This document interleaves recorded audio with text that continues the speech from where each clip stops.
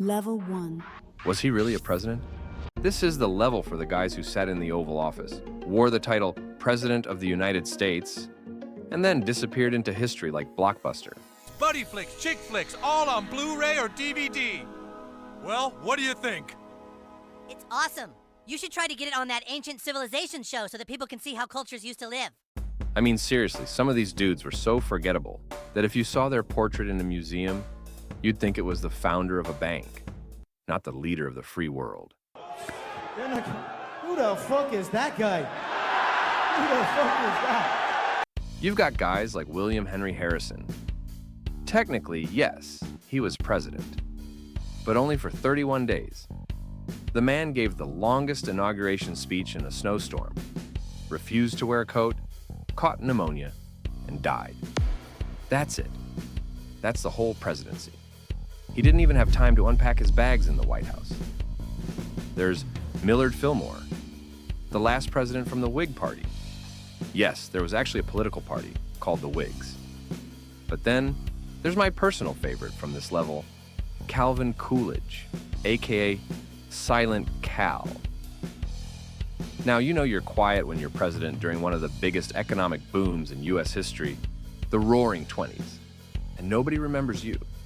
Like, bro, the country's partying, jazz is popping, the stock market is going wild, and somehow you're still background noise. My guy needed some better PR and good TikTok edits, and he might be in the top 10 of all time. We're talking about aura. You're talking about aura. Let me tell you something, when he walked through, Just aura, that's it. everything Just aura, changed. yeah. But instead, he was mute. Level 2. The oddballs, they weren't bad presidents necessarily, just the ones who left you saying, wait, what did he just do? And the two standouts from this level is George H.W. Bush and, of course, Joe Biden. Let's start with Bush. The man had an impressive resume. CIA director, vice president, World War II veteran. But ask most people what they remember. He once threw up on the Prime Minister of Japan. Decades of service, reduced to a stomach bug at a state dinner.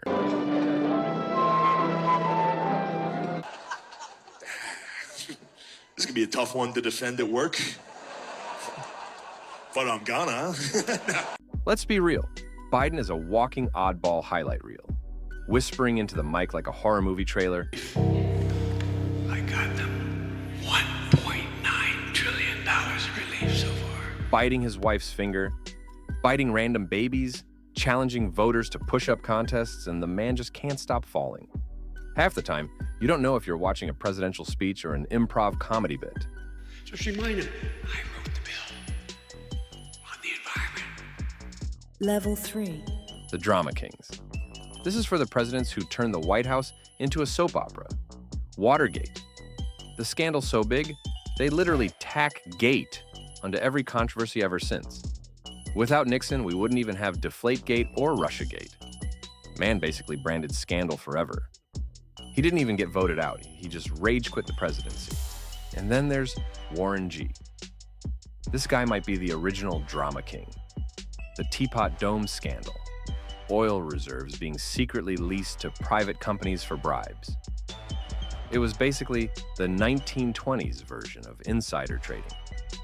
On top of that, the man had multiple affairs, fathered a child outside of marriage, and kept it all hidden until love letters surfaced.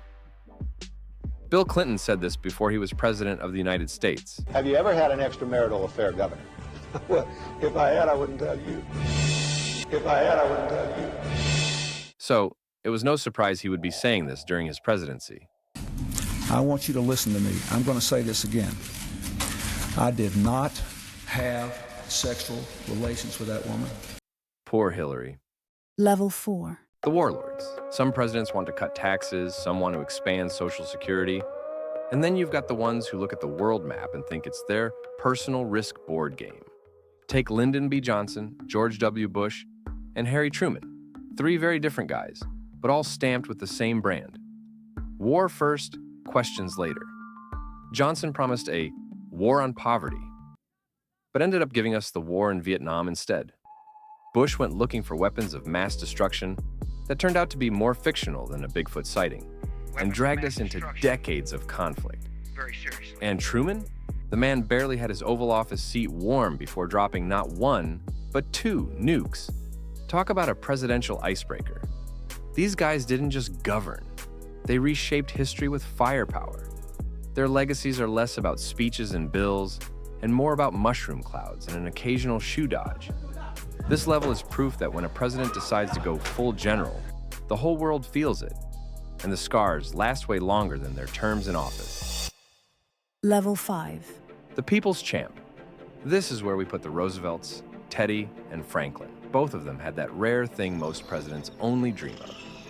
The people actually liked them.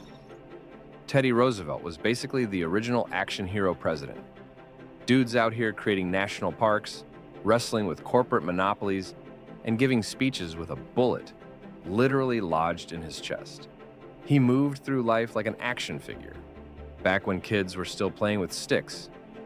Then you've got Franklin D. Roosevelt, the only president who looked at the 2-term tradition and said, Not 2, not 3, not 4, not 5, not 6. What a legend. In the middle of the Great Depression and World War II, he somehow convinced the country he was the only one who could steer the ship. And people actually believed him.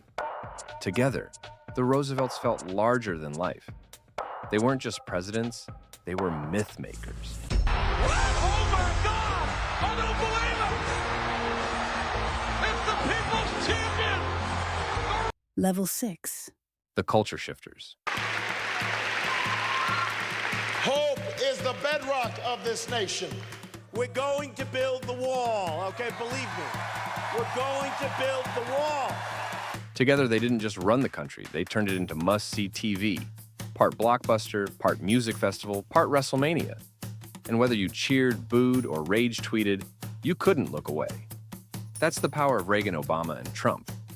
Reagan walks in from Hollywood, and suddenly, the presidency feels like a movie script. Dramatic speeches, heroic one-liners, and the humor to match it. Obama takes the torch and flips it. Now the presidency feels like hip-hop. The guy made politics cool. Young people were lining up to vote like it was the Yeezy drop, rocking hope posters like it was streetwear. And then came Trump. Forget movies, forget playlists. Trump gave you a 24/7 reality TV binge. Cliffhangers every night, season finales every week, and way too many plot twists to keep track of. The White House wasn't the White House anymore. It was the world's biggest content factory. Level 7. The icons. These guys, they're on the money. The first 5 pages of the history books. And, most importantly, the YouTube conspiracy section. Man. I think it was, I don't remember. It doesn't matter if one owned a slave or freed the slaves. Washington, Franklin, Lincoln, Jefferson, JFK. These aren't just politicians. They're the lore. The presidents you bring up when you want to sound smart in an argument, or when a history teacher needs to fill 40 minutes of class. And sure, the reality was messier.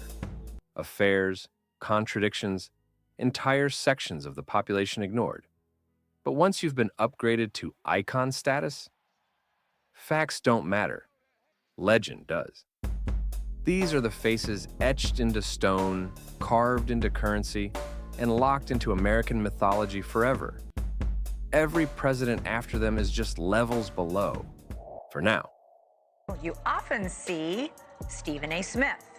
And guess what? Stephen A. Smith made a little bit of news today when he said he is seriously thinking about running for president of the United States.